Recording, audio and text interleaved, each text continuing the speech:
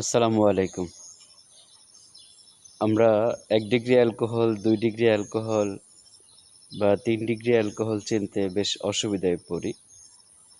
১ degree অ্যালকোহলকে আমরা primary alcohol বলি, ২ degree অ্যালকোহলকে secondary এবং ৩ ডিগ্রি অ্যালকোহলকে টারশিয়ারি অ্যালকোহল বলি।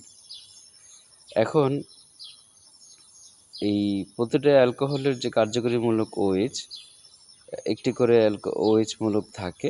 এখন কথাটা হলো যে কিভাবে চিনবো আমরা ১ ডিগ্রি অ্যালকোহল বা ২ ডিগ্রি অ্যালকোহল বা ৩ ডিগ্রি অ্যালকোহল।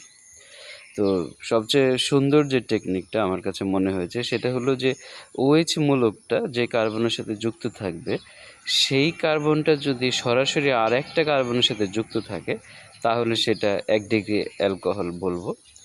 আর যদি OH মূলকটা যে কার্বনের সাথে যুক্ত সেটা যদি সরাসরি ২টা কার্বনের সাথে যুক্ত থাকে তাহলে আমরা তাকে ২ ডিগ্রি অ্যালকোহল বা সেকেন্ডারি অ্যালকোহল বলবো। আর যদি OH মূলকটা যে কার্বনের সাথে যুক্ত সেটা যদি সরাসরি ৩টি কার্বনের সাথে যুক্ত থাকে তাহলে সেটাকে আমরা ৩ ডিগ্রি অ্যালকোহল বলবো।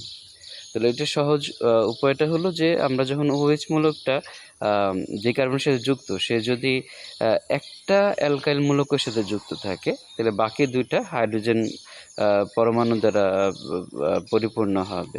অর্থাৎ আমরা যে কার্বনের যে ৪টা যোজনী, একটা তো OH দ্বারা পূর্ণ হলো, একটা অ্যালকাইল মূলক দ্বারা যুক্ত হলো, আর ২টা থাকে সেটা হলো হাইড্রোজেন পরমাণু দ্বারা যুক্ত। তাহলে ১ ডিগ্রি অ্যালকোহলের ব্যাপারটা গেল। ২ ডিগ্রি অ্যালকোহলটা ২টা অ্যালকাইল মূলক এবং একটা হাইড্রোজেন পরমাণুর সাথে থাকবে আরেকটা OH মূলক। তাহলে গেল ২ ডিগ্রি অ্যালকোহলটা। আর ৩ ডিগ্রি অ্যালকোহলটা হলো ৩টা অ্যালকাইল মূলক এবং আর কোনো হাইড্রোজেন থাকবে না, একটা OH মূলক সাথে যুক্ত থাকবে। তো এইভাবে যদি আমরা চিন্তা করি তাহলে আমরা ১ ডিগ্রি, ২ ডিগ্রি এবং ৩ ডিগ্রি অ্যালকোহল আশা করি ভুলব না সহজে।